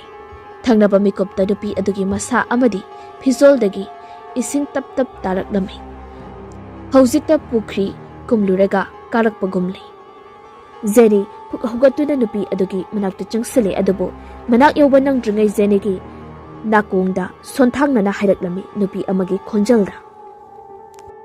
Chelo wahe adu tabda Jenny magi matung lomda yengthurai. Magi upu adugi marumda mami sami oina miyoy amakak mangonda munna yenglamdaga fat mamay ado lesinki. Ngaksana na ma amok ngasaygi nupi aduda yengthurai adubo nupi adu mafam aduda leiramdri. Mathangi numit yaurakli Zayadi ngarang thokiba thaudok adugi maramda karisu ningsingludri. Zotinadi mafam aduda karisu thoidokpa tawroi hairi. Adubo Jenny nadi Zotingi wadu thajaba ngamdri maramdi mangonda thengnakiba thaudosing aduna. Jenny ga Zayagado garden aduda famduna wari sanarami. LAIPHADIBI gi maramda Zayana hai. Akhoi buboknene haibadadi LAIPHADIBI se karigoma matamda thawai pale hai. Makhoisu uba taba ngangba lengba loinangami hai. Aduga LAIPHADIBI dunane afaba natraga phataba thabak tawrakpa haidudi LAIPHADIBI dugi mapudagi makha pole hai. Jenny na hangi LAIPHADIBI se phataba thabakti ꯇꯧꯔꯛꯀꯗ꯭ꯔꯥ ꯑꯗꯨꯗꯤ? ꯑꯩ ꯋꯥꯔꯤ ꯑꯃ ꯂꯤꯒꯦ, ꯑꯩꯈꯣꯏ ꯕꯣꯕꯣꯛꯅꯅꯦ ꯂꯤꯔꯝꯕ ꯋꯥꯔꯤꯅꯤ꯫ ꯑꯁꯨꯝꯅ ꯖꯌꯥꯅ ꯋꯥꯔꯤ ꯑꯗꯣ ꯂꯤꯔꯛꯂꯝꯃꯤ꯫ ꯑꯩꯈꯣꯏ ꯕꯣꯕꯣꯛꯀꯤ ꯃꯃꯥꯟꯅꯕꯤ ꯑꯃ ꯂꯩꯔꯝꯃꯤ꯫ ꯃꯈꯣꯏ ꯑꯅꯤ ꯑꯉꯥꯡ ꯑꯣꯏꯔꯤꯉꯩꯗꯒꯤ ꯂꯥꯏꯐꯗꯤꯕꯤꯗꯣ ꯑꯗꯨꯝ ꯁꯥꯟꯅꯃꯤꯟꯅꯩ꯫ ꯕꯣꯕꯣꯛꯀ ꯃꯃꯥꯟꯅꯕꯤꯗꯨꯒꯅꯦ ꯃꯃꯥꯟꯅꯕꯤꯗꯨꯒꯤ ꯌꯨꯝꯗ ꯁꯥꯟꯅꯔꯤꯉꯩ ꯎꯄꯨ ꯃꯅꯨꯡꯗ ꯑꯇꯣꯞꯄ ꯂꯥꯏꯐꯗꯤꯕꯤ ꯑꯃ ꯁꯣ ꯂꯣꯟꯁꯤꯟꯗꯨꯅ ꯌꯥꯎꯕꯗꯣ ꯕꯣꯕꯣꯛꯅ ꯎꯏ꯫ ꯕꯣꯕꯣꯛꯅ ꯂꯥꯏꯐꯗꯤꯕꯤꯗꯣ ꯄꯨꯊꯣꯔꯛꯑꯣ ꯁꯥꯟꯅꯁꯤ ꯍꯥꯏꯕꯗꯅꯦ ꯃꯃꯥꯟꯅꯕꯤꯗꯨꯅ ꯌꯥꯗꯦ꯫ ꯎꯄꯨ ꯃꯅꯨꯡꯗ ꯌꯥꯎꯔꯤꯕ ꯂꯥꯏꯐꯗꯤꯕꯤ ꯑꯗꯨꯗꯤꯅꯦ ꯑꯐꯠꯇꯕꯤ ꯂꯥꯏꯐꯗꯤꯕꯤꯅꯦꯅ ꯍꯥꯏ꯫ ꯃꯗꯨꯒꯤ ꯃꯇꯨꯡ ꯃꯈꯣꯏ ꯑꯅꯤꯅ ꯈꯔ ꯆꯥꯎꯔꯛꯂꯛꯄ ꯑꯗꯨꯗꯩ ꯃꯃꯥꯟꯅꯕꯤꯗꯨꯒꯤꯅꯦ ꯃꯑꯣꯡ ꯃꯇꯧ ꯈꯔ ꯍꯣꯡꯉꯤ꯫ ꯋꯥꯁꯨ ꯉꯥꯡꯗꯦ, ꯇꯨꯃꯤꯟꯅ ꯑꯁꯨꯝ ꯂꯩ꯫ ꯁꯣꯟꯁꯨ ꯌꯥꯝꯅ ꯁꯣꯟꯖꯤꯜꯂꯦ꯫ ꯃꯃꯥꯟꯅꯕꯤꯗꯣ ꯕꯣꯕꯣꯛꯅ ꯍꯪꯉꯨꯔꯁꯨ ꯀꯩꯝꯇ ꯇꯧꯗꯦ ꯈꯨꯝꯃꯦ ꯍꯥꯏ꯫ ꯀꯣꯟꯅ ꯊꯪꯗ ꯃꯃꯥꯟꯅꯕꯤꯗꯨꯅꯅꯦ ꯃꯥꯒꯤ ꯎꯄꯨ ꯃꯅꯨꯡꯗ ꯁꯣ ꯂꯣꯟꯁꯤꯜꯂꯒ ꯌꯥꯎꯔꯤꯕ ꯂꯥꯏꯐꯗꯤꯕꯤ ꯑꯗꯨꯅꯅꯦ ꯅꯨꯡꯗꯥꯡ ꯈꯨꯗꯤꯡ ꯃꯉꯣꯟꯗ ꯋꯥ ꯉꯥꯡꯂꯛꯏ ꯍꯥꯏꯅ ꯇꯝꯃꯦ꯫ ꯃꯇꯝꯗꯨꯗ ꯕꯣꯕꯣꯛꯅꯅꯦ ꯊꯥꯖꯈꯤꯗꯦ꯫ ꯑꯗꯨꯕꯨ ꯍꯞꯇꯥ ꯑꯃꯒꯤ ꯃꯇꯨꯡ ꯃꯃꯥꯟꯅꯕꯤꯗꯨꯒꯤ ꯏꯃꯨꯡ ꯂꯣꯏꯅ ꯃꯔꯝ ꯈꯪꯗ ꯁꯤꯗꯨꯅ ꯂꯩꯔꯝꯃꯤ꯫ ꯑꯗꯨꯗ ꯂꯥꯏꯐꯗꯤꯕꯤꯗꯨꯗꯤ ꯂꯩꯔꯝꯗꯦ꯫ ꯑꯗꯨꯅ ꯍꯨꯔꯥꯟꯕ ꯂꯥꯛꯄ ꯃꯤꯅ ꯍꯥꯠꯄ ꯑꯣꯏꯔꯝꯒꯅꯤ ꯍꯥꯏꯅ ꯄꯨꯂꯤꯁꯅꯗꯤ꯫ ꯋꯥꯔꯤ ꯑꯗꯨ ꯇꯥꯔꯕ ꯃꯇꯨꯡꯗ ꯖꯦꯅꯤ ꯃꯥꯒꯤ ꯂꯥꯏꯐꯗꯤꯕꯤ ꯌꯥꯏꯐꯕꯤ ꯑꯗꯨꯗ ꯃꯨꯟꯅ ꯌꯦꯡꯉꯤ꯫ ꯖꯌꯥꯅ ꯀꯤꯆꯟꯗ ꯆꯪꯂꯛꯄ ꯃꯇꯝꯗ ꯁꯣꯅꯤꯌꯥꯅ ꯊꯑꯣꯏꯒꯤ ꯊꯦꯡꯖꯤꯟꯒꯦ ꯌꯥꯎꯅ ꯊꯦꯡꯖꯤꯜꯂꯤ꯫ ꯁꯥꯐꯨꯗꯨꯅ ꯂꯥꯏꯐꯗꯤꯕꯤ ꯐꯅꯤ ꯑꯗꯣ ꯂꯩꯃꯥꯏꯗ ꯇꯥꯈꯤ꯫ ꯖꯌꯥꯅ ꯂꯥꯏꯐꯗꯤꯕꯤ ꯑꯗꯨ ꯈꯨꯡꯒꯠꯂꯤ꯫ ꯃꯥꯒꯤ ꯃꯇꯧ ꯑꯗꯨ ꯎꯔꯒ ꯁꯣꯅꯤꯌꯥꯅ ꯀꯔꯤꯝꯅ ꯍꯥꯏ, ꯑꯉꯥꯎꯕꯤ ꯍꯥꯏꯁꯤꯅꯤ, ꯑꯗꯨ ꯌꯥꯝꯅ ꯆꯥꯎꯔꯕ ꯐꯥꯎ ꯂꯥꯏꯐꯗꯤꯕꯤ ꯑꯃꯒ ꯌꯦꯡꯅꯤꯡꯗꯕꯅ꯫ ꯖꯌꯥ ꯁꯔꯞ ꯇꯧꯅ, ꯀꯩꯅꯣ ꯅꯪ ꯍꯥꯏꯗꯣ? ꯑꯁꯨꯝꯅ ꯃꯈꯣꯏ ꯑꯅꯤ ꯃꯔꯤ ꯌꯦꯠꯅꯕꯗꯣ ꯖꯦꯅꯤꯅꯁꯨ ꯇꯥꯔꯗꯨꯅ ꯆꯪꯂꯛꯂꯝꯃꯤ꯫ ꯅꯨꯄꯤ ꯑꯅꯤꯗꯣ ꯃꯔꯩ ꯌꯦꯠꯅꯔꯝꯕꯗꯣ ꯎꯕꯗ ꯖꯦꯅꯤꯅ ꯖꯌꯥ ꯄꯨꯔꯒ ꯊꯣꯛꯈ꯭ꯔꯤ꯫ ꯁꯣꯅꯤꯌꯥꯁꯨ ꯒꯥꯏꯇ꯭ꯔꯤꯅ ꯊꯦꯝꯖꯤꯟꯕꯤꯍꯧꯔꯤ꯫ ꯅꯨꯃꯤꯠ ꯑꯗꯨꯒꯤ ꯑꯍꯤꯡ ꯑꯗꯨ ꯁꯣꯅꯤꯌꯥ ꯏꯁꯤꯡ ꯈꯧꯔꯥꯡꯕꯅ ꯀꯤꯆꯟꯗ ꯀꯨꯝꯂꯛꯑꯝꯃꯤ꯫ ꯐ꯭ꯔꯤꯖ ꯑꯗꯨ ꯍꯥꯡꯗꯨꯅ ꯏꯁꯤꯡ ꯕꯣꯇꯜ ꯑꯃ ꯂꯧꯊꯣꯛꯂꯤꯉꯩ ꯃꯥꯒꯤ ꯇꯨꯡꯗꯒꯤ ꯈꯣꯟꯖꯦꯜ ꯑꯃꯅ ꯀꯧꯔꯛꯏ, ꯍꯦ꯫ ꯁꯣꯅꯤꯌꯥ ꯃꯇꯨꯡ ꯑꯣꯟꯗꯨꯅ, ꯀꯅꯥꯅꯣ ꯍꯧꯖꯤꯛꯀꯤꯗꯣ? ꯑꯃꯨꯛꯁꯨ ꯈꯣꯟꯖꯦꯜ ꯑꯗꯨꯅ ꯀꯧꯔꯛꯂꯝꯃꯤ, ꯍꯥꯏ꯫ ꯁꯣꯅꯤꯌꯥꯅ ꯑꯃꯨꯛ, ꯀꯅꯥꯅꯣ ꯍꯥꯏꯕꯅꯤ? ꯍꯟꯗꯛꯇꯤ ꯀꯅꯥꯒꯨꯝꯕ ꯑꯃꯅ ꯁꯣꯟꯊꯥꯡꯅꯅ ꯅꯣꯛꯄꯒꯤ ꯈꯣꯟꯖꯦꯜ ꯑꯃꯨꯛ ꯇꯥꯔꯛꯂꯝꯃꯤ꯫ ꯁꯣꯅꯤꯌꯥ ꯑꯃꯨꯛꯁꯨ ꯀꯧꯏ, ꯀꯅꯥꯅꯣ? ꯑꯩꯒꯤ ꯃꯥꯡꯗ ꯊꯣꯔꯛꯑꯣ꯫ ꯊꯪꯅꯕ ꯃꯤꯀꯨꯞꯇ ꯁꯣꯅꯤꯌꯥꯒꯤ ꯂꯦꯡꯖꯨꯝ ꯋꯥꯏꯗ ꯀꯔꯤꯒꯨꯝꯕ ꯄꯣꯠꯁꯛ ꯑꯃ ꯐꯠ ꯆꯣꯡꯁꯤꯜꯂꯛꯄꯒꯨꯝꯅ ꯇꯧꯏ꯫ ꯁꯣꯅꯤꯌꯥ ꯂꯥꯎꯗꯨꯅ ꯄꯣꯠꯁꯛ ꯑꯗꯨꯕꯨ ꯂꯪꯊꯣꯛꯅꯅꯕ ꯍꯣꯠꯅꯩ꯫ ꯄꯣꯠꯁꯛ ꯑꯗꯨꯒꯤ ꯃꯁꯝꯂ ꯃꯇꯨꯔ ꯄꯥꯏꯗꯨꯅ ꯁꯣꯅꯤꯌꯥꯅ ꯅꯝꯗꯨꯅ ꯂꯦꯡꯖꯨꯝꯗꯒꯤ ꯆꯤꯡꯊꯣꯛꯏ꯫ ꯑꯗꯨꯒ ꯀꯔꯤꯅꯣ ꯍꯥꯏꯅ ꯌꯦꯡꯕꯗ ꯖꯌꯥꯒꯤ ꯂꯥꯏꯐꯗꯤꯕꯤ ꯑꯗꯨꯒ ꯆꯞ ꯃꯥꯟꯅꯕ ꯂꯥꯏꯐꯗꯤꯕꯤ ꯑꯃ ꯑꯣꯏꯔꯝꯃꯤ꯫ ꯁꯣꯅꯤꯌꯥ ꯄꯥꯈꯠꯅ ꯂꯥꯏꯐꯗꯤꯕꯤ ꯑꯗꯨ ꯊꯣꯡꯅꯥꯎꯗ ꯂꯥꯛꯇꯨꯅ ꯂꯪꯊꯣꯔꯛꯏ꯫ ꯑꯗꯨꯕꯨ ꯊꯣꯡꯅꯥꯎ ꯑꯗꯨꯒꯤ ꯃꯤꯡꯁꯦꯜ ꯑꯗꯨ ꯖ꯭ꯋꯥꯏ ꯂꯥꯎꯅ ꯀꯥꯏꯈꯤ꯫ ꯁꯣꯅꯤꯌꯥ ꯑꯃꯨꯛꯇꯪ ꯀꯟꯅ ꯂꯥꯎꯔꯝꯂꯒ ꯃꯥꯒꯤ ꯔꯨꯝꯇꯝꯗ ꯆꯤꯡꯈꯠꯈꯤ꯫ ꯑꯍꯤꯡꯗꯨꯗ ꯃꯌꯥꯝ ꯂꯣꯏꯅ ꯍꯧꯒꯠꯅꯔꯤ꯫ ꯁꯣꯅꯤꯌꯥꯁꯨ ꯋꯥꯔꯤ ꯄꯨꯝꯕ ꯃꯌꯥꯝꯗ ꯂꯤꯗꯨꯅ ꯈꯪꯍꯜꯂꯤ꯫ ꯑꯗꯨꯕꯨ ꯃꯥꯒꯤ ꯋꯥꯔꯤ ꯀꯅꯥꯅꯁꯨ ꯇꯥꯕꯤꯗ꯭ꯔꯤ꯫ ꯐꯥꯒꯤ ꯇꯥꯗꯨꯅ ꯇꯣꯛꯂꯤ꯫ ꯃꯌꯥꯝ ꯑꯗꯨ ꯃꯊꯪ ꯃꯊꯪ ꯃꯥꯒꯤ ꯔꯨꯝꯗ ꯆꯪꯅꯈ꯭ꯔꯕ ꯃꯇꯨꯡꯗ ꯁꯣꯅꯤꯌꯥꯁꯨ ꯃꯥꯒꯤ ꯔꯨꯝꯗ ꯆꯪꯂꯛꯇꯨꯅ ꯍꯤꯞꯊꯔꯤ꯫ ꯃꯥꯅ ꯍꯦꯛ ꯍꯤꯞꯊꯕꯒ ꯂꯥꯏꯐꯗꯤꯕꯤ ꯑꯗꯨꯅ ꯅꯣꯛꯄꯒꯤ ꯃꯈꯣꯜ ꯑꯗꯣ ꯍꯟꯖꯤꯟ ꯍꯟꯖꯤꯟ ꯑꯃꯨꯛꯁꯨ ꯇꯥꯔꯛꯂꯤ꯫ ꯀꯤꯕꯒꯤ ꯃꯌꯥꯏꯅ ꯁꯣꯅꯤꯌꯥ ꯕ꯭ꯂꯥꯡꯀꯦꯠꯅ ꯃꯀꯣꯛ ꯑꯗꯣ ꯌꯧꯅ ꯁꯨꯞꯆꯤꯟꯗꯨꯅ ꯇꯨꯝꯕ ꯊꯦꯝꯈ꯭ꯔꯤ꯫ ꯃꯊꯪꯒꯤ ꯅꯨꯃꯤꯠꯅꯤ꯫ ꯃꯌꯥꯝꯗꯨ ꯀꯤꯆꯟꯗ ꯕ꯭ꯔꯦꯛꯐꯥꯁ ꯆꯥꯅꯅꯕ ꯍꯥꯏꯗꯨꯅ ꯗꯥꯏꯅꯤꯡ ꯇꯦꯕꯜꯗ ꯏꯀꯣꯏ ꯀꯣꯏꯅ ꯐꯝꯂꯤ꯫ ꯁꯣꯅꯤꯌꯥꯗꯤ ꯀꯨꯝꯊꯔꯛꯇ꯭ꯔꯤ꯫ ꯃꯥ ꯉꯥꯏꯕ ꯑꯣꯏꯅ ꯃꯍꯩ ꯆꯥꯕ ꯍꯧꯅꯔꯤ꯫ ꯃꯤꯅꯤꯠ ꯈꯔꯒꯤ ꯃꯇꯨꯡ ꯁꯣꯅꯤꯌꯥꯗꯨ ꯀꯨꯆꯨ ꯀꯨꯃꯦꯜ ꯑꯗꯣ ꯏꯃꯛ ꯃꯛꯁꯤꯟ ꯃꯁꯝ ꯃꯅꯥ ꯏꯐꯥ ꯐꯔꯞ ꯇꯧꯅ ꯀꯤꯆꯟꯗ ꯆꯪꯂꯛꯑꯝꯃꯤ꯫ ꯖꯌꯥꯒꯤ ꯂꯥꯏꯐꯗꯤꯕꯤ ꯐꯅꯤ ꯑꯗꯨ ꯎꯕꯗ ꯁꯣꯅꯤꯌꯥ ꯀꯤꯕꯅ ꯃꯁꯥ ꯑꯗꯨ ꯅꯤꯛꯂꯤ꯫ ꯂꯥꯏꯐꯗꯤꯕꯤ, ꯒꯥꯏꯇ꯭ꯔꯤꯅ ꯍꯥꯏꯔꯛꯂꯝꯃꯤ꯫ ꯑꯁ, ꯌꯥꯔꯤꯕ ꯑꯝꯇ꯫ ꯊꯪꯅꯕ ꯃꯤꯀꯨꯞꯇ ꯁꯣꯅꯤꯌꯥꯅ ꯂꯥꯏꯐꯗꯤꯕꯤ ꯐꯅꯤ ꯑꯗꯣ ꯃꯨꯟꯒꯦ ꯇꯧꯏ ꯖꯌꯥꯒꯤ ꯃꯈꯨꯠꯇꯒꯤ꯫ ꯃꯁꯤꯒꯤ ꯂꯥꯏꯐꯗꯤꯕꯤꯁꯦ ꯑꯩꯅ ꯍꯥꯠꯇꯣꯛꯀꯅꯤ꯫ ꯑꯥꯔꯕꯤꯟꯅ ꯁꯣꯅꯤꯌꯥꯕꯨ ꯆꯤꯡꯊꯣꯛꯏ꯫ ꯁꯣꯅꯤꯌꯥꯗꯣ ꯂꯥꯏ ꯇꯣꯡꯅꯕꯣꯏ ꯈꯜꯂꯤ ꯃꯌꯥꯝꯅ꯫ ꯁꯣꯅꯤꯌꯥ ꯁꯥꯎꯅ ꯍꯥꯏ, ꯑꯩꯕꯨ ꯊꯥꯗꯣꯛꯑꯣ, ꯃꯁꯤꯒꯤ ꯂꯥꯏꯐꯗꯤꯕꯤꯁꯦ ꯍꯥꯠꯀꯅꯤ ꯑꯩ꯫ ꯑꯗꯨꯕꯨ ꯒꯥꯏꯇ꯭ꯔꯤꯒ ꯑꯥꯔꯕꯤꯟꯒꯅ ꯆꯪꯉꯒ ꯁꯣꯅꯤꯌꯥꯗꯨꯕꯨ ꯀꯤꯆꯟꯗꯒꯤ ꯄꯨꯊꯣꯛꯈ꯭ꯔꯤ꯫ ꯕ꯭ꯔꯦꯛꯐꯥꯁꯠ ꯑꯗꯨ ꯆꯥꯕ ꯂꯣꯏꯔꯗꯨꯅ ꯖꯦꯅꯤ ꯃꯥꯒꯤ ꯔꯨꯝꯗ ꯆꯪꯂꯛꯂꯝꯃꯤ꯫ ꯃꯥꯅ ꯊꯣꯡ ꯍꯦꯛ ꯍꯥꯡꯗꯣꯛꯄꯒ ꯎꯔꯤ ꯁꯣꯅꯤꯌꯥꯅ ꯃꯥꯒꯤ ꯂꯥꯏꯐꯗꯤꯕꯤ ꯌꯥꯏꯐꯕꯤ ꯑꯗꯨ ꯄꯥꯏꯗꯨꯅ ꯂꯥꯏꯐꯗꯤꯕꯤ ꯑꯗꯨꯗ ꯃꯃꯤꯠ ꯑꯗꯨ ꯈꯥꯅ ꯁꯥꯎꯅ ꯌꯦꯡꯗꯨꯅ ꯂꯩꯔꯝꯂꯤꯕ ꯑꯗꯣ ꯖꯦꯅꯤ ꯆꯪꯂꯛꯇꯨꯅ ꯍꯪꯉꯤ ꯑꯩꯒꯤ ꯂꯥꯏꯐꯗꯤꯕꯤ ꯄꯥꯏꯔꯤ ꯀꯩꯒꯤꯅꯣ ꯁꯣꯅꯤꯌꯥꯅ ꯈꯨꯝꯃꯤ ꯂꯥꯏꯐꯗꯤꯕꯤ ꯑꯁꯦ ꯑꯩꯅ ꯍꯥꯠꯀꯅꯤ ꯉꯁꯤ ꯖꯦꯅꯤꯅ ꯑꯃꯨꯛ ꯀꯩꯅꯣ ꯊꯋꯥꯏ ꯄꯥꯟꯗꯕ ꯂꯥꯏꯐꯗꯤꯕꯤꯗꯨꯕꯨ ꯍꯥꯠꯀꯅꯤ ꯍꯥꯏꯕꯣ ꯄꯤꯔꯣ ꯁꯤꯗ ꯌꯥꯔꯣꯏ ꯑꯩꯅ ꯄꯥꯠ ꯑꯗꯨꯗ ꯂꯪꯊꯣꯛꯀꯒꯅꯤ ꯑꯁꯤ ꯍꯥꯏꯗꯨꯅ ꯈꯣꯡꯂꯩꯊꯣꯟꯅ ꯁꯣꯅꯤꯌꯥ ꯑꯗꯨ ꯕꯦꯜꯀꯣꯅꯤ ꯑꯗꯣꯝꯗ ꯂꯥꯛꯂꯒ ꯂꯥꯏꯐꯗꯤꯕꯤ ꯑꯗꯨ ꯄꯥꯠ ꯑꯗꯨꯗ ꯍꯨꯟꯊꯈꯤ ꯖꯦꯅꯤꯅ ꯀꯟꯅ ꯂꯥꯎꯏ ꯌꯥꯏꯐꯕꯤ ꯃꯥꯁꯨ ꯕꯦꯜꯀꯣꯅꯤ ꯑꯗꯣꯝꯗ ꯆꯦꯟꯊꯣꯔꯛꯇꯨꯅ ꯌꯦꯡꯕꯗ ꯎꯔꯤ ꯂꯥꯏꯐꯗꯤꯕꯤ ꯌꯥꯏꯐꯕꯤ ꯑꯗꯣ ꯄꯥꯠ ꯑꯗꯨꯒꯤ ꯏꯁꯤꯡꯗ ꯇꯥꯎꯔꯒ ꯂꯩꯔꯤꯕ ꯑꯗꯨ ꯁꯣꯅꯤꯌꯥꯗꯤ ꯄ꯭ꯔꯞ ꯊꯣꯛꯈ꯭ꯔꯤ ꯔꯨꯝ ꯑꯗꯨꯗꯒꯤ ꯖꯦꯅꯤꯁꯨ ꯃꯥꯒꯤ ꯔꯨꯝꯗꯒꯤ ꯆꯦꯟꯊꯣꯔꯛꯇꯨꯅ ꯄꯥꯠ ꯑꯗꯣꯝꯗ ꯂꯥꯛꯂꯤ ꯑꯗꯨꯒ ꯋꯥꯈꯜ ꯈꯟꯖꯤꯜꯂꯨꯕ ꯇꯧꯗ ꯄꯥꯠ ꯑꯗꯨꯗ ꯏꯔꯣꯏꯗꯨꯅ ꯌꯥꯏꯐꯕꯤ ꯂꯥꯏꯐꯗꯤꯕꯤ ꯑꯗꯨꯕꯨ ꯈꯨꯟꯅꯕ ꯇꯧꯏ ꯂꯥꯏꯐꯗꯤꯕꯤ ꯑꯗꯨ ꯍꯦꯛ ꯐꯪꯕꯒ ꯖꯦꯅꯤꯅ ꯃꯊꯥꯗ ꯆꯦꯠꯅ ꯀꯣꯟꯁꯤꯜꯂꯤ ꯌꯥꯏꯐꯕꯤ ꯑꯁꯨꯝꯅ ꯂꯥꯏꯐꯗꯤꯕꯤ ꯑꯗꯨ ꯀꯣꯟꯗꯨꯅ ꯀꯪꯐꯥꯜꯂꯣꯝꯗ ꯏꯔꯣꯏꯗꯨꯅ ꯂꯥꯛꯀꯦ ꯍꯦꯛ ꯇꯧꯕꯒ ꯀꯔꯝꯅꯅꯣ ꯈꯪꯗ ꯃꯥꯒꯤ ꯌꯦꯠ ꯊꯪꯕ ꯈꯨꯗꯥꯡ ꯑꯗꯨꯗ ꯈꯨꯠ ꯑꯃꯅ ꯇꯥꯞ ꯄꯥꯏꯔꯛꯈꯤ ꯑꯗꯨꯒ ꯏꯁꯤꯡ ꯃꯅꯨꯡꯗ ꯃꯥꯕꯨ ꯆꯤꯡꯊꯩ ꯖꯦꯅꯤꯅ ꯀꯟꯅ ꯂꯥꯎꯏ ꯀꯟꯕꯤꯌꯣ ꯑꯩ ꯐꯃꯨꯡꯗ ꯀꯟꯕꯤꯌꯣ ꯑꯗꯨꯕꯨ ꯃꯥꯅ ꯂꯥꯎꯔꯤꯕ ꯑꯗꯣ ꯀꯅꯥꯅꯁꯨ ꯇꯥꯕꯤꯈꯤꯗ꯭ꯔꯤ ꯖꯦꯅꯤ ꯃꯥꯒꯤ ꯃꯁꯥꯗꯣ ꯏꯁꯤꯡꯗ ꯇꯞꯅ ꯂꯨꯞꯊꯔꯛꯏ ꯂꯨꯞꯇ꯭ꯔꯤꯛꯂꯨꯕ ꯏꯁꯤꯡ ꯑꯗꯨꯒꯤ ꯃꯅꯨꯡꯗ ꯃꯥꯒꯤ ꯃꯃꯤꯠꯅ ꯎꯔꯤ ꯄꯨꯝꯂꯤ ꯄꯨꯝꯂꯤ ꯇꯧꯔꯕ ꯅꯨꯄꯤ ꯑꯃꯒꯤ ꯃꯥꯏꯊꯣꯡ ꯇꯪꯈꯥꯏ ꯑꯃꯗꯤ ꯃꯁꯝꯅ ꯈꯨꯝꯖꯤꯜꯂꯤ ꯃꯗꯨ ꯎꯕꯗ ꯖꯦꯅꯤ ꯃꯈꯣꯡ ꯑꯗꯣ ꯐ꯭ꯔꯪ ꯐ꯭ꯔꯪ ꯊꯤꯟꯗꯨꯅ ꯃꯊꯛꯇ ꯇꯥꯎꯈꯠꯅꯅꯕ ꯍꯣꯠꯅꯩ ꯑꯗꯨꯕꯨ ꯃꯥꯒꯤ ꯄꯥꯡꯒꯜ ꯂꯣꯏꯈ꯭ꯔꯤ ꯇꯟꯖꯥ ꯑꯗꯨꯗꯅꯤ ꯃꯨꯁꯟꯃꯨꯕ ꯃꯈꯨꯠ ꯑꯅꯤꯈꯛꯅ ꯃꯥꯕꯨ ꯇꯨꯡꯂꯣꯝꯗꯒꯤ ꯀꯣꯜꯂꯛꯄ ꯑꯗꯨꯁꯨ ꯖꯦꯅꯤ ꯐꯠ ꯌꯦꯡꯉꯤ ꯈꯨꯠ ꯑꯗꯨꯗ ꯑꯗꯨꯒ ꯑꯃꯨꯛ ꯃꯥꯒꯤ ꯃꯇꯨꯡꯗ ꯌꯦꯡꯊꯣꯛꯂꯨꯕ ꯃꯇꯝꯗ ꯃꯨꯁꯤꯟꯃꯨꯕ ꯐꯤꯖꯣꯜ ꯁꯦꯠꯄꯤ ꯃꯁꯝꯅ ꯃꯃꯥꯏ ꯄꯨꯝꯕ ꯈꯨꯝꯖꯤꯟꯕꯤ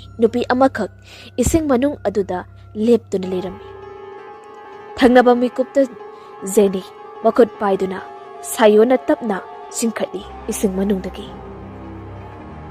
ꯖꯦꯅꯤꯅ ꯃꯤꯀꯞ ꯊꯣꯔꯛꯄ ꯃꯇꯝꯗ ꯃꯥꯒꯤ ꯐꯃꯨꯡꯗ ꯍꯤꯞꯇꯨꯅ ꯂꯩꯔꯝꯃꯤ ꯃꯥꯒꯤ ꯅꯥꯀꯟꯗ ꯂꯥꯏꯐꯗꯤꯕꯤ ꯌꯥꯏꯐꯕꯤꯁꯨ ꯐꯤꯖꯣꯜ ꯑꯅꯧꯕ ꯁꯦꯠꯇꯨꯅ ꯂꯩꯔꯝꯃꯤ ꯖꯦꯅꯤꯅ ꯒ꯭ꯌꯥꯟ ꯂꯥꯛꯄꯗ ꯎꯕꯗ ꯖꯌꯥꯒ ꯁꯥꯌꯣꯟꯕꯒꯅ ꯃꯥꯒꯤ ꯅꯥꯀꯟꯗ ꯆꯪꯁꯤꯜꯂꯛꯂꯝꯃꯤ ꯖꯌꯥꯅ ꯍꯪꯉꯤ ꯖꯦꯅꯤ ꯅꯁꯥ ꯅꯨꯡꯉꯥꯏꯔꯕꯣ ꯖꯦꯅꯤ ꯍꯣꯏ ꯍꯥꯏꯕꯒꯨꯝꯅ ꯃꯀꯣꯛꯇꯨ ꯅꯣꯝꯃꯤ ꯁꯥꯌꯣꯟꯅ ꯑꯃꯨꯛ ꯍꯥꯏꯔꯛꯂꯝꯃꯤ ꯏꯔꯣꯏꯕ ꯍꯩꯇ꯭ꯔꯗꯤ ꯀꯩꯒꯤ ꯏꯔꯣꯏꯔꯤꯅꯣ ꯀꯩꯒꯤꯅꯣꯕ ꯄꯥꯠ ꯑꯗꯨꯗ ꯀꯨꯝꯂꯤꯗꯨꯕꯣ ꯖꯦꯅꯤꯁꯨ ꯉꯁꯥꯏ ꯁꯣꯅꯤꯌꯥꯅ ꯂꯥꯏꯐꯗꯤꯕꯤ ꯂꯪꯊꯈꯤꯕ ꯑꯗꯨꯗꯒꯤ ꯃꯥꯅ ꯃꯨꯁꯤꯟꯃꯨꯕ ꯐꯤꯖꯣꯜ ꯁꯦꯠꯄꯤ ꯅꯨꯄꯤ ꯑꯃꯒꯤ ꯁꯛꯇꯝ ꯎꯈꯤꯕ ꯐꯥꯎꯕ ꯑꯃꯠꯇ ꯆꯤꯊꯕ ꯂꯩꯇꯅ ꯂꯣꯏꯅ ꯂꯤꯔꯝꯃꯤ ꯃꯈꯣꯏ ꯑꯅꯤꯗ ꯋꯥꯔꯤ ꯑꯗꯨ ꯇꯥꯕ ꯂꯣꯏꯔꯛꯄꯗ ꯖꯌꯥꯅ ꯖꯦꯅꯤꯒꯤ ꯃꯈ꯭ꯋꯥꯡꯗ ꯊꯤꯟꯗꯨꯅ ꯍꯥꯏꯔꯛꯑꯝꯃꯤ ꯇꯨ ꯖꯦꯅꯤ ꯑꯩꯅ ꯉꯁꯥꯏ ꯅꯪꯒꯤ ꯗ꯭ꯔꯦꯁ ꯍꯣꯡꯕꯗ ꯎꯔꯛꯄꯅꯤ ꯁꯥꯌꯣꯟꯕꯒ ꯖꯦꯅꯤꯒꯁꯨ ꯌꯦꯡꯉꯤ ꯎꯔꯤ ꯖꯦꯅꯤꯒꯤ ꯃꯈꯣꯡ ꯃꯈꯨꯠ ꯑꯗꯨꯋꯥꯏꯗ ꯈꯨꯠ ꯃꯆꯥ ꯑꯅꯤꯗ ꯀꯟꯅ ꯄꯥꯏꯁꯤꯟꯕꯒꯤ ꯃꯨꯁꯤꯟ ꯃꯨꯅ ꯈꯥꯝꯇꯦꯛꯇꯨꯅ ꯗꯥꯛꯐꯝ ꯇꯥꯔꯤꯕ ꯑꯗꯣ ꯍꯦꯟꯅ ꯉꯛꯂꯤꯕꯅ ꯗꯥꯛꯐꯝꯗ ꯎꯔꯤꯕ ꯈꯨꯠꯀꯤ ꯃꯃꯤ ꯑꯗꯣ ꯑꯗꯨꯛꯀꯤ ꯃꯇꯤꯛ ꯄꯤꯛꯏ ꯃꯤꯑꯣꯏꯕꯒꯤ ꯈꯨꯠ ꯃꯥꯟꯗꯦ ꯂꯥꯏꯐꯗꯤꯕꯤꯒꯤ ꯈꯨꯠ ꯃꯥꯜꯂꯤ ꯃꯊꯪꯒꯤ ꯅꯨꯃꯤꯠꯇꯅꯤ ꯌꯨꯝꯖꯥꯎ ꯑꯗꯨꯒꯤ ꯌꯨꯝꯕꯨ ꯑꯣꯏꯔꯤꯕ ꯇꯅꯨ ꯍꯥꯏꯔꯤꯕ ꯅꯨꯄꯤ ꯑꯗꯣ ꯃꯐꯝ ꯑꯁꯤꯗ ꯊꯨꯡꯂꯔꯤ ꯃꯈꯣꯏ ꯃꯌꯥꯝ ꯑꯗꯨ ꯏꯟꯇ꯭ꯔꯣ ꯇꯧꯅꯗꯨꯅ ꯃꯁꯛ ꯇꯥꯛꯅꯩ ꯃꯗꯨ ꯂꯣꯏꯔꯒ ꯇꯅꯨꯅ ꯍꯥꯏꯔꯛꯂꯝꯃꯤ ꯍꯣꯔꯦꯟ ꯆꯥꯛꯂꯦꯟ ꯆꯥꯕ ꯂꯣꯏꯔꯒ ꯑꯩꯈꯣꯏ ꯄꯨꯟꯅ ꯋꯥ ꯑꯃ ꯈꯟꯅꯁꯤꯀꯣ ꯑꯃꯨꯛ ꯖꯣꯇꯤꯟꯗ ꯑꯣꯠꯁꯤꯟꯗꯨꯅ ꯇꯅꯨꯅ ꯃꯈꯥ ꯇꯥꯔꯛꯂꯝꯃꯤ ꯑꯗꯨꯒ ꯖꯣꯇꯤꯟ ꯅꯪꯁꯨ ꯑꯩꯅ ꯍꯥꯏꯕ ꯃꯤꯁꯛꯇꯣ ꯂꯧꯔꯨꯔꯣ ꯃꯥ ꯌꯥꯎꯗ꯭ꯔꯕꯗꯤ ꯋꯥꯔꯤ ꯁꯥꯟꯅꯕ ꯅꯨꯡꯉꯥꯏꯔꯔꯣꯏ ꯖꯣꯇꯤꯟꯅ ꯈꯨꯝꯃꯤ ꯍꯣꯏ ꯑꯩ ꯂꯧꯖꯔꯨꯔꯒꯦ ꯑꯁꯤ ꯍꯥꯏꯗꯨꯅ ꯖꯣꯇꯤꯟ ꯆꯠꯈ꯭ꯔꯤ ꯃꯐꯝ ꯑꯗꯨꯗꯒꯤ ꯃꯌꯥꯝ ꯑꯗꯨꯁꯨ ꯃꯥꯒꯤ ꯃꯊꯧ ꯇꯧꯅꯈ꯭ꯔꯤ ꯇꯅꯨꯁꯨ ꯃꯥꯒꯤ ꯔꯨꯝꯗ ꯆꯪꯂꯛꯂꯤ ꯑꯗꯨꯒ ꯎꯄꯨ ꯑꯗꯨ ꯍꯥꯡꯗꯨꯅ ꯃꯅꯨꯡꯗꯒꯤ ꯕꯣꯛꯁ ꯑꯃ ꯂꯧꯊꯣꯔꯛꯂꯤ ꯕꯣꯛꯁ ꯑꯗꯨꯗ ꯌꯦꯡꯅ ꯃꯆꯤꯟꯗꯁꯨ ꯁꯣꯜꯂꯤ ꯑꯁꯝꯅ ꯃꯈꯣꯏ ꯃꯁꯤꯡ ꯍꯦꯛ ꯁꯨꯕꯒ ꯑꯩꯅ ꯂꯣꯠꯇꯨꯅ ꯊꯝꯂꯤꯕ ꯋꯥꯔꯤꯁꯤꯡꯁꯦ ꯂꯣꯏꯅ ꯂꯤꯊꯣꯛꯂꯒꯦ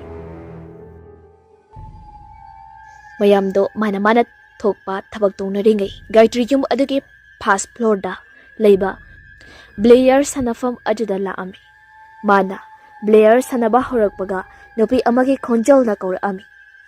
Hey! Gaitri thonglomda onduna kawi. Kanano? Adubu kanasu leiramdi magi wakhalna oiraboy khanna amukso sanaba makha samthai. Mikup aduda ayingba nungsitki sahum ama magi masada fangi. Gaitri matung onduni yengi. Thongnaw loina thingzili. Amukso wakhalna oiraboy khanna sanabado makha samthai. Handakti room adugi thong adu tapna hangdokpagi makhol ado tare ami. Gaitri matungda amu onduni yengbada thong ado khazik mayak kanduna leirami. Khara kiraklabaduna Gaitri room adudagi thoklagi khanna thonglomda lakli. Adubu mana thong adu hange hek tobaga masa matonta sapukana gamlauna thinjinki. Gaitri thong adu hangdoknadaba hotna duna kanna lawi. Thong hango kana lege thong ta hango. Damna mana thong thilingai tanja aduda magi hek manakong manakta khonjal amana hairatnami sonthangnana akiba khonthokta sigro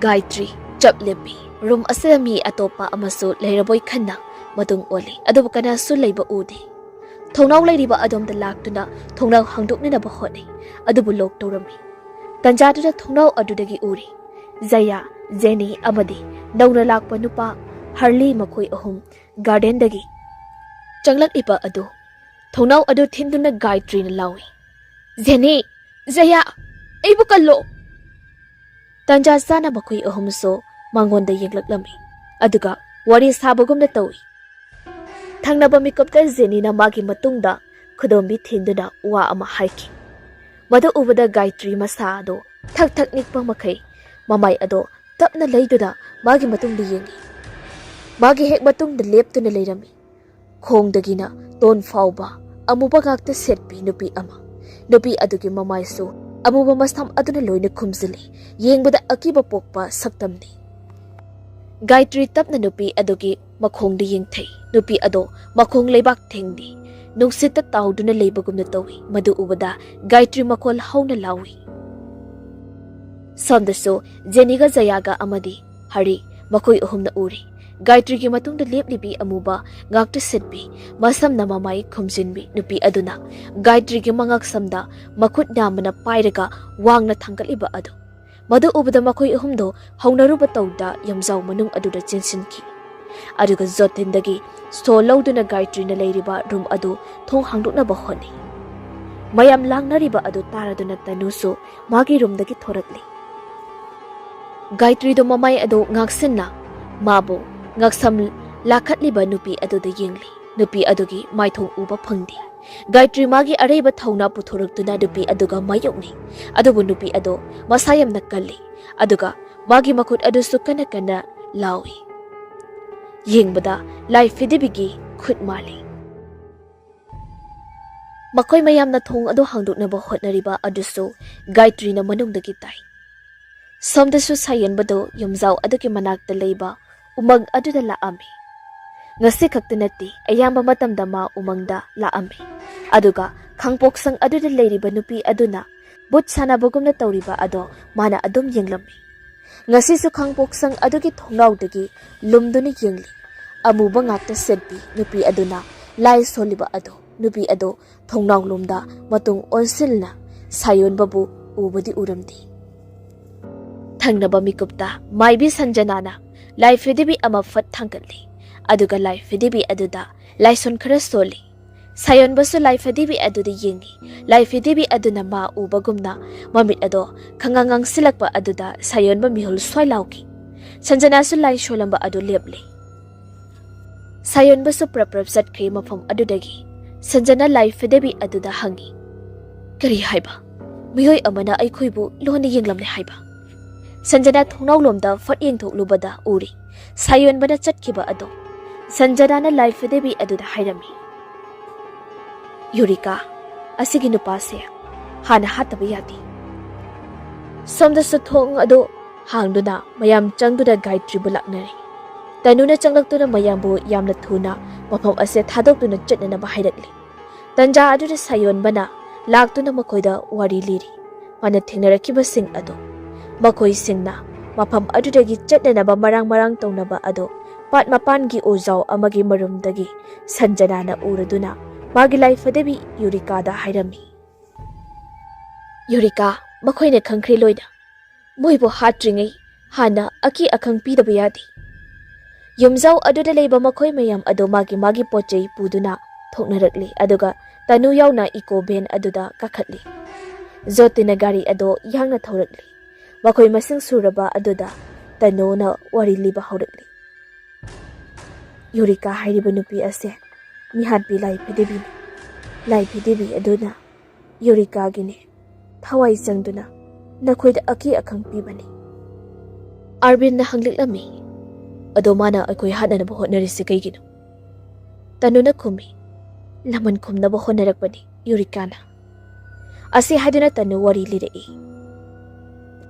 ꯉꯁꯤꯗꯒꯤ ꯆꯍꯤ ꯀꯌꯥꯒꯤ ꯃꯃꯥꯡꯗ ꯅꯨꯄꯥ ꯈꯔ ꯂꯩꯔꯝꯃꯤ꯫ ꯃꯈꯣꯏꯁꯤꯡ ꯑꯗꯣ ꯌꯥꯝꯅ ꯂꯨꯅ ꯇꯤꯟꯅꯩ꯫ ꯃꯈꯣꯏꯅ ꯄꯥꯝꯖꯕ ꯅꯨꯄꯤ ꯃꯈꯜꯁꯤꯡꯗꯣ ꯂꯥꯏꯐꯗꯤꯕꯤꯒꯤ ꯃꯑꯣꯡꯗ ꯁꯥꯗꯨꯅꯅꯦ ꯃꯥꯅ ꯄꯥꯝꯖꯕ ꯃꯑꯣꯡꯗ ꯎꯠꯂꯝꯃꯤ꯫ ꯑꯃꯗꯤ ꯆꯍꯤ ꯈꯔꯒꯤ ꯃꯇꯨꯡ ꯂꯥꯏꯐꯗꯤꯕꯤ ꯑꯗꯨꯒꯅꯦ ꯃꯁꯛ ꯆꯞ ꯃꯥꯟꯅꯕ ꯅꯨꯄꯤ ꯑꯃꯃꯝ ꯐꯪꯈꯤ ꯃꯈꯣꯏꯁꯤꯡꯗꯣ꯫ ꯅꯨꯄꯥ ꯃꯌꯥꯝ ꯑꯗꯨꯒꯤ ꯃꯔꯛꯇ ꯌꯥꯏꯈꯣꯝꯕ ꯀꯧꯕ ꯑꯃ ꯌꯥꯎꯏ ꯑꯗꯨꯒ ꯃꯥꯕꯨ ꯅꯨꯡꯁꯤꯖꯕ ꯅꯨꯄꯤ ꯑꯃꯈꯛꯁꯨ ꯂꯩꯔꯝꯃꯤ꯫ ꯃꯥꯒꯤ ꯃꯃꯤꯡꯅ ꯌꯨꯔꯤꯀꯥ ꯍꯥꯏꯅ ꯀꯧꯏ꯫ ꯌꯥꯏꯈꯣꯝꯕꯗꯤ ꯃꯥꯒꯤ ꯂꯥꯏꯐꯗꯤꯕꯤ ꯑꯗꯨꯒ ꯃꯁꯛ ꯆꯞ ꯃꯥꯟꯅꯕ ꯅꯨꯄꯤ ꯑꯃ ꯐꯪꯂꯕꯅꯤꯅ ꯌꯨꯔꯤꯀꯥꯕꯨ ꯅꯨꯡꯁꯤꯕ ꯉꯝꯂꯝꯗꯦ꯫ ꯅꯣꯡꯃ ꯅꯨꯃꯤꯠ ꯑꯃ ꯌꯨꯔꯤꯀꯥꯅ ꯌꯥꯏꯈꯣꯝꯕꯒ ꯈꯪꯅꯖꯕꯤ ꯅꯨꯄꯤ ꯑꯗꯣ ꯇꯝꯊꯤꯅ ꯐꯨꯔꯝꯃꯤ꯫ ꯃꯗꯨ ꯌꯥꯏꯈꯣꯝꯕꯅ ꯎꯔꯗꯨꯅ ꯌꯥꯏꯈꯣꯝꯕꯅ ꯌꯨꯔꯤꯀꯥꯗ ꯆꯩꯔꯝꯃꯤ ꯌꯥꯝꯅ ꯃꯉꯣꯟꯗ꯫ ꯃꯗꯨꯒꯤ ꯏꯀꯥꯏꯕ ꯑꯃꯗꯤ ꯏꯀꯥꯏ ꯅꯨꯡꯁꯤ ꯌꯥꯅꯕ ꯑꯗꯨꯅ ꯌꯨꯔꯤꯀꯥꯗꯣ ꯑꯃꯨꯛ ꯍꯟꯅ ꯌꯥꯏꯈꯣꯝꯕꯒꯤ ꯃꯥꯡꯗ ꯂꯦꯞꯈꯤꯗ꯭ꯔꯦ꯫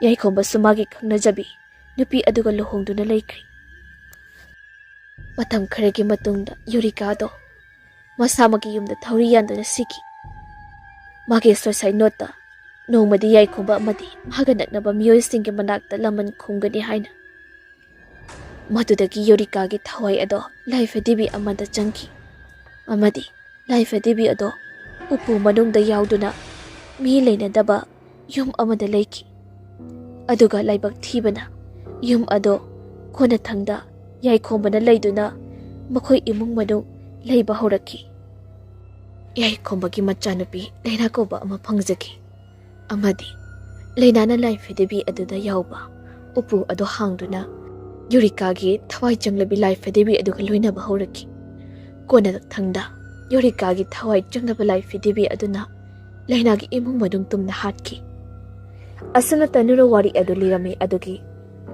ꯃꯈꯥ ꯇꯥꯔꯛꯄ ꯑꯣꯏꯅ ꯑꯁꯨꯝꯅ ꯑꯃꯨꯛ ꯍꯥꯏꯔꯛꯂꯝꯃꯤ꯫ ꯁꯤꯗ ꯂꯩꯔꯤꯕ ꯅꯈꯣꯏꯁꯤꯡꯁꯦ ꯃꯇꯝ ꯑꯗꯨꯗ ꯂꯥꯏꯐꯗꯤꯕꯤ ꯁꯥꯈꯤꯕ ꯅꯨꯄꯥꯁꯤꯡꯗꯨꯒꯤꯅꯦ ꯆꯥꯔꯣꯟ ꯁꯨꯔꯣꯜ ꯉꯥꯛꯇꯅꯤ꯫ ꯅꯈꯣꯏꯁꯤꯡꯕꯨ ꯑꯩꯅ ꯋꯥꯅ ꯊꯤꯗꯨꯅ ꯑꯩꯒꯤ ꯌꯨꯝꯗ ꯄꯨꯔꯛꯈꯤꯕꯅꯤ꯫ ꯍꯧꯖꯤꯛꯇꯤ ꯑꯩꯈꯣꯏ ꯄꯨꯟꯅ ꯌꯨꯔꯤꯀꯥꯒꯤ ꯊꯋꯥꯏ ꯑꯗꯣ ꯃꯥꯏꯊꯤꯕ ꯄꯤꯕ ꯇꯥꯕꯅꯤ꯫ ꯃꯌꯥꯝ ꯑꯗꯨ ꯃꯨꯟꯅ ꯇꯥꯏ ꯋꯥ ꯃꯈꯥ ꯇꯥꯔꯛꯄ ꯉꯥꯏꯔꯤ꯫ ꯇꯅꯨ ꯑꯃꯨꯛꯁꯨ ꯍꯥꯏꯔꯛꯂꯝꯃꯤ꯫ ꯅꯈꯣꯏꯒꯤ ꯌꯨꯝꯗ ꯃꯇꯝ ꯑꯗꯨꯗ ꯅꯈꯣꯏꯒꯤ ꯅꯄꯨꯁꯤꯡꯅ ꯁꯥꯟꯅꯔꯝꯕ ꯂꯥꯏꯐꯗꯤꯕꯤ ꯑꯗꯣ ꯂꯩꯔꯝꯒꯅꯤ꯫ ꯃꯗꯨ ꯂꯧꯗꯨꯅ ꯅꯈꯣꯏ ꯄꯨꯁꯤꯟꯗꯕ ꯌꯥꯗꯕꯅꯤ꯫ ꯖꯦꯅꯤ ꯑꯃꯗꯤ ꯖꯌꯥꯅ ꯄꯥꯏꯔꯤꯕ ꯂꯥꯏꯐꯗꯤꯕꯤꯁꯤꯡꯁꯦ ꯃꯈꯣꯏꯒꯤ ꯃꯄꯨꯁꯤꯡꯅ ꯁꯥꯔꯝꯕ ꯂꯥꯏꯐꯗꯤꯕꯤ ꯉꯥꯛꯇꯅꯤ꯫ ꯑꯩꯈꯣꯏꯁꯨ ꯅꯤꯡꯁꯤꯡꯉꯨ ꯅꯈꯣꯏꯒꯤ ꯌꯨꯝꯗ ꯁꯤꯒꯨꯝꯕ ꯂꯥꯏꯐꯗꯤꯕꯤ ꯂꯩꯕ꯭ꯔꯥ ꯍꯥꯏꯅ꯫ ꯒꯥꯏꯇ꯭ꯔꯤꯅ ꯑꯃꯨꯛ ꯍꯥꯏꯔꯛꯂꯝꯃꯤ꯫ ꯑꯩꯈꯣꯏ ꯃꯃꯥꯅ ꯍꯥꯏꯕꯗ ꯊꯥꯏꯅ ꯑꯩꯈꯣꯏ ꯌꯨꯝꯒꯤ ꯑꯍꯜꯁꯤꯡꯅ ꯁꯤꯖꯤꯟꯅꯔꯝꯕ ꯄꯣꯠ ꯈꯨꯗꯤꯡꯃꯛ ꯑꯩꯈꯣꯏ ꯌꯨꯝꯒꯤ ꯕ꯭ꯔꯦꯁꯃꯦꯜꯗꯅꯦ ꯂꯣꯏꯅ ꯊꯝꯃꯤ ꯍꯥꯏ꯫ ꯑꯗꯨꯗ ꯂꯥꯏꯐꯗꯤꯕꯤ ꯑꯗꯨꯁꯨ ꯁꯣꯏꯗꯅ ꯌꯥꯎꯔꯝꯒꯅꯤ꯫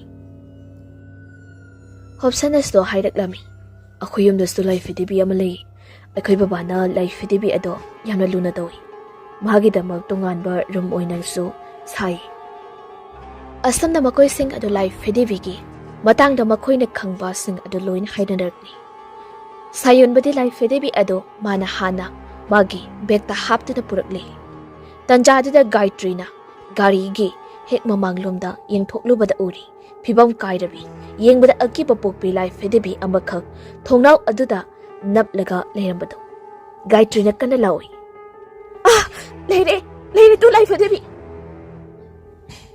ꯃꯌꯥꯝꯁꯨ ꯂꯣꯏꯅ ꯌꯦꯡꯅꯔꯛꯂꯤ ꯎꯔꯤ ꯂꯥꯏꯐꯗꯤꯕꯤ ꯑꯗꯣ꯫ Madu ubada Zotinas to Gari ado hena yana thoki thekoina koitona. Koda thangda LAIPHADIBI ado Gari dagi tahori. Sonia ado mayum yauradana gate da lehori. Prep magi pochai sing ado thamlurega. Yompak ama paiduna yungi garden adom da lakli. Aduga haina pambi ama horiba adugi makhongda yompak ado to. Asam nasum tawrakpana kona thangda uri. LAIPHADIBI ama. LAIPHADIBI ado lokthoroktuda murum soli matomta. Aina khangdabana nangbo phomori. Aibu waraunuko. Asi haidana yumlomda changi hek tawbaga magi manglomda khajik sathoklaga phibam tadrabi LAIPHADIBI amakak leptuna leiramliba adu uri. Makoigi garigi thonauda napkhiba LAIPHADIBI aduni. Tanjaduda Soniagi makutta pairiba LAIPHADIBI aduna tapna haireklami. Chelo hingnaba. Sonia khonglai thuna gate lomda cheli adubu mana gate yobadang dringi khusa kharana magi makhongda tap pairaktuna mabu chenbla lephalli. Sonia pakhatna makhongdi yingi uri yorikagi thawai changlaba LAIPHADIBI adugi makhutna magi makhongdi yalamliba adu.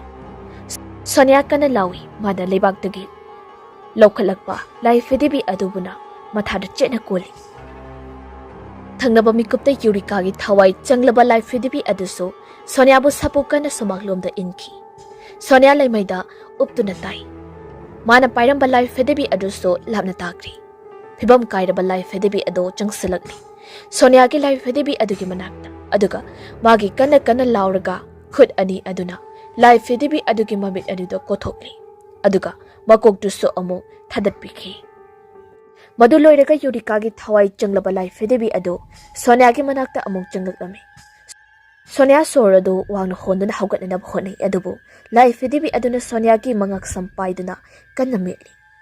Sonia second khara pharang chunglamdaga adumak aroiba yahip tankri. Sonia amadi magi LAIPHADIBI sikibagi pau phangbada makoi sing ado Gayatri hoida amuk lakami. Adubu makoina mafam ado yoba ngamdringi. Yurikagi thawai changlaba LAIPHADIBI ado hana mafam aduda laktuna yonggi miyoi khoding loina hatoklamli. Gayatri sumakoi mayanga punna chakminar ami. Imungi misinge asiba haksang ado ubada ona thoina kappi. Adubu thangnaba mikopta magi matung oina miyoi ama changlakpagi khongthang makhol ado tareklami. Gayatri phat yangthoi uri. Mana hana ukiba musinmuba pijon setpi. Masamana mamai khumbi nupi ado. Madu ubada Gayatri kana lawi. Mana lawa taraduna mayamdu suloina chinchilakli. Tanu su uri. Amuba saktam ado. Mana cheksina thamjaba box ado puthoraktuna laison sonba hawima. Amuba saktam ado thangnaba mikupta sakpang kairabi LAIPHADIBI ama oina olakli. LAIPHADIBI ado tanuda yengduna tanulomda chungsilli. Adubu tanugi masa mana sokpa ngamlamdi. Tanuda tainaba ngamdraduna Gayatri romda amu chensili aduga Gayatri gi makhongda tap paiduna mabu sorosoro chinglaga pukhige tawi. Tanuna kauruklami Yurika LAIPHADIBI adu chaplepi aduga hena kiraba saktamda tanuda yengla ami. Tanja adu lauduna Zeni amadi makhoi kheraga Gayatri bu makhut paiduna chinglaga Yurika gi madaktagi puthori. Madu ubada Yurika hena stharaduna Zeni tamna chingsili. Adubu tanuna magi makhutagi ching khara Yurika tamna chairakpada. China fangladuna handoki Yurika gi LAIPHADIBI. Yurika gi sontharaklaba matau aduda tanu hena laison soli. Sengna Yurika handakti khangba ngamdraduna kana laurai. Mana lauba khongba bakhol ado mapam ado sinba thungna ninki. Yurika gi asonbada ubada Zotin prap changsilaktuna Yurika gi thawai changlaba LAIPHADIBI aduba laktuna sorosoro lomda langki. Lambi mayaida chapsana ta Yurika. Mana tapna hugatki hek tawbaga truck amakana thoraktuna Yurika bu thomdatki. Yurika gi mamaye koilastuna paksenduna tari. Makoka masaga dusu tungan tatkri. Somda yom manung aduda sumakhoi miyamadu Yurika gi maithiba pibada harauba phongdoklami. Amaga kondaduna thagat wai hainai haraute yamna nungsinana wari sani. Aroiba oina tanuna asumna hairami. Nakhoi laifhadibisingdo nuksina luna chana thamuko. Matam aduda nakhoigi nungaiba oigani. Makhoi mayamnadi khanglaroidako lambi mayaida tariba yurikagi laifhadibi adugi masa yaudraba makuk ado chimbal chiglap nokfet tawriba ado.